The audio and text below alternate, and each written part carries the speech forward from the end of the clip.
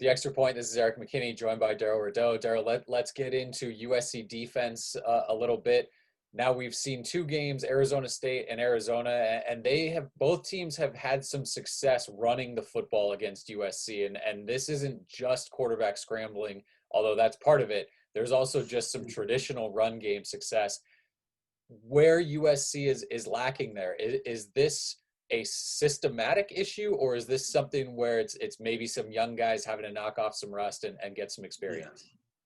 I think it is a combination of both. This is an experienced team, albeit a young team, and they're mixing in, younger players on the offensive or defensive line rather that haven't played well together or long enough together to be considered a cohesive unit.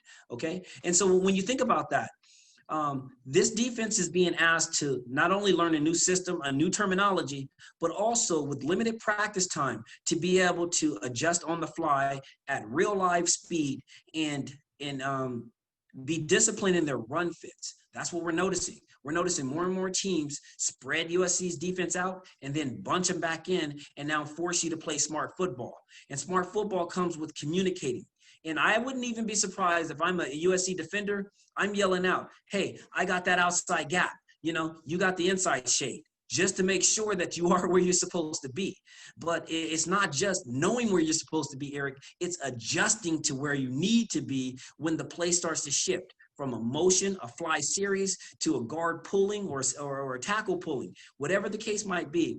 USC has another week to figure out if this is going to be a systemic thing that we've seen from years past, or if this is just rust. And I'd like to believe that after 3 games, the sample size will tell us if they're smart enough to make these adjustments, or if it's time for USC to perhaps change their philosophy about how they practice to prepare for games. And you would hope that it's a combination of both, getting back to the basics without a true off season where you can go through the fundamentals. You now have to kind of create some stations within practice where you can simulate those run fits and simulate spying the quarterback, little things like that, not vacating the middle of the field, holding your disguises a little bit longer.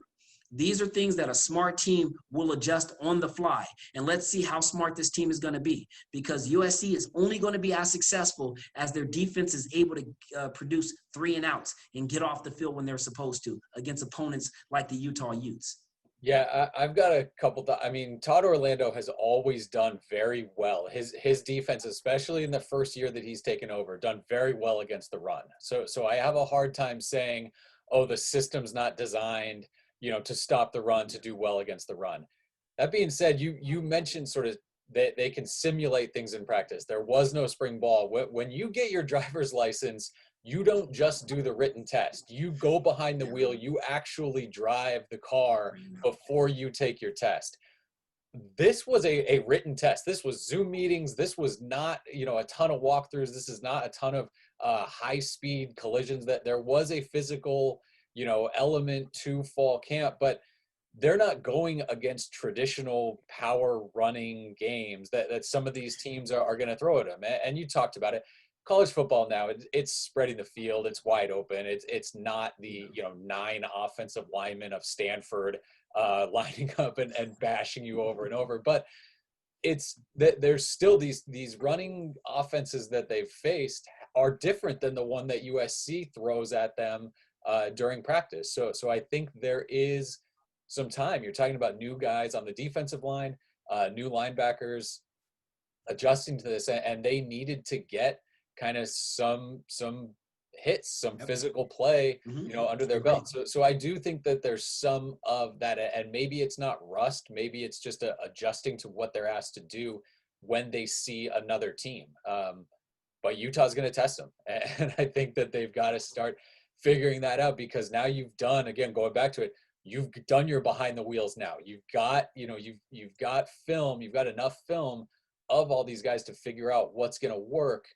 It's time to start kind of finding answers and playing up to what certainly a Todd Orlando is going to expect from his front seven and even the secondary too, helping against the run.